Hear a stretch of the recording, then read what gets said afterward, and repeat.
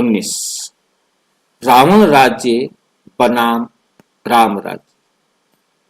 भूला हुआ स्वर्ण युग, सतयुग और त्रेता युग का साम्राज्य। सतयुग और त्रेता युग का साम्राज्य। भूला हुआ स्वर्ण युग, सोने का युग। स्वर्णिम दुनिया सारे भूल गए, पूछते कहाँ है वो स्वर्णिम दुनिया। भारत सोने की चिड़िया था तो कब था, कैसे था, ये किसी को भी पता नहीं है।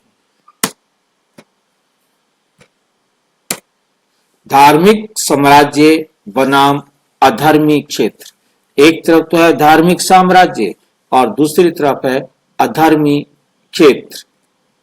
आइए आज हम वर्तमान दुनिया और उस दुनिया के बीच के विशाल अंतर पर विचार करें जो कभी सत्य, पवित्रता और दिव्य संप्रभुता की दुनिया थी।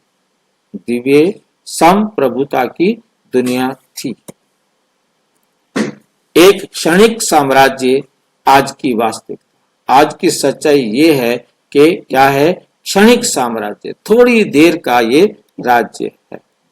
आज हम जो देखते हैं वो एक सच्चा साम्राज्य नहीं है, बल्कि एक अस्थाई, अस्थिर व्यवस्था है।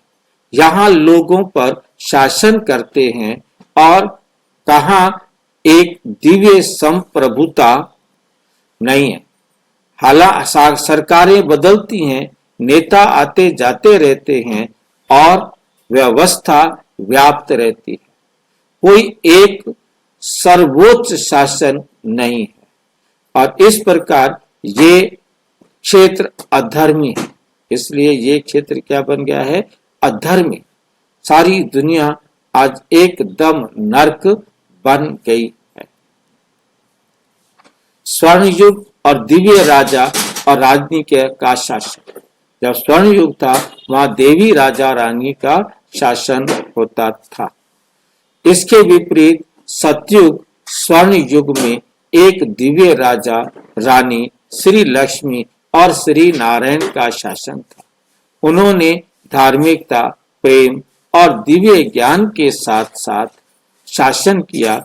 आज की विपरीत प्रजा पर शासन नहीं था। और आज तो है प्रजा का प्रजा पर शासन, और तब क्या था, केवल एक राजा का सब पर शासन। ये धर्म का राज्य था जहां शांति, सुख और सत्यता पनपते थे। उस समय अमेरिका, यूरोप जैसे देश मौजूद नहीं थे। यहाँ तक कि बॉम्बे भी मौजूद नहीं था। दुनिया दिव्य शासकों के शासन में एकीकृत थी, जिन्होंने पवित्रता और धर्म को कायम रखा। जिन्होंने पवित्रता और धर्म को कायम रखा। सतयुग और त्रेता युग का राजवंशीय शासन।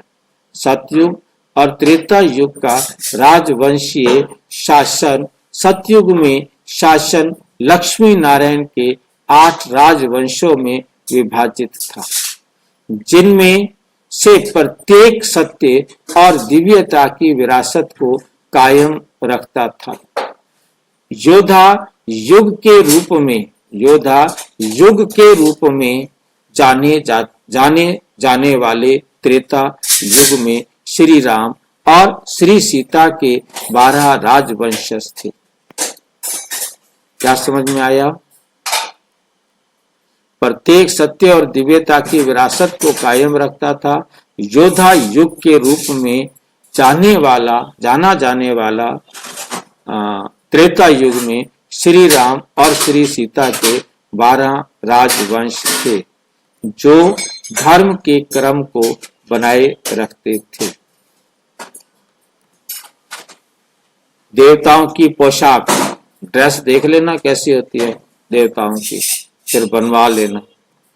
सतयुग की प्रजा दिखाने में अपने शासकों से अलग नहीं थी। सतयुग की प्रजा दिखने में अपने शासकों से अलग नहीं थी। जिस तरह श्री लक्ष्मी श्री नारायण ने खुद के लिए पीतांबर या सुनहरे पीले रंग की पोशाक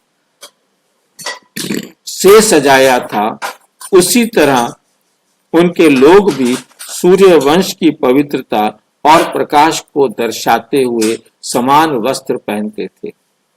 त्रेता युग में उस युग की विभिन्न दिव्य अभिव्यक्तियों को दर्शाते हुए पोशाक विकसित हुई।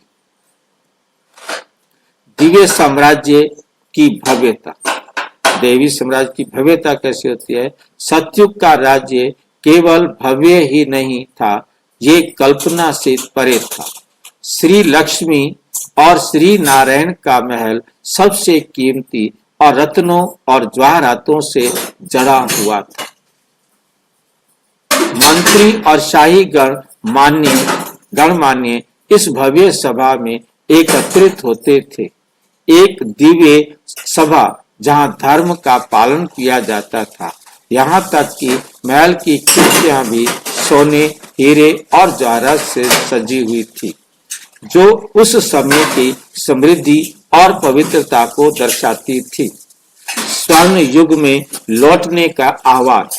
अब हम स्वर्ण युग में, ऐसे युग में चलना तो चाहते होंगे ना, हम सबका आह्वान कर रहे हैं, आओ हमारे साथ स्वर्ण युग में चलो। ये वो दुनिया थी जो कभी अस्तित्व में थी, जहाँ सत्य, पवित्रता और दिव्यता की दुनिया थी। ये वो दुनिया है जो एक बार फिर लौटेगी। समय का चक्र दोहराता है और अब सतयुग के आगमन की तैयारी करने का समय है। सर्वोच्च की याद के माध्यम से आत्मा शुद्धि और दिव्य शुद्धि के माध्यम से हम एक बार फिर उस पवित्र भूमि में प्रवेश करने के योग्य बन सकते हैं। आइए हम जागें और इस संसार तथा हमारे लिए प्रतीक्षारत भारत संसार की वास्तविकता को पहचानें। अच्छा, ओम शांति। और विस्तार से जानने के लिए प्रजापिता ब्रह्मा कुमारी ईश्वरीय विश्वविद्यालय के किसी भी सेवा केंद्र पर संपर्क करें। और यदि कोई प्रश्न है तो 9213106986 पर केवल टेलीग्राम करें। 9650692270 पर केवल व्हाट्सएप करें, फोन नहीं। ओम शांति।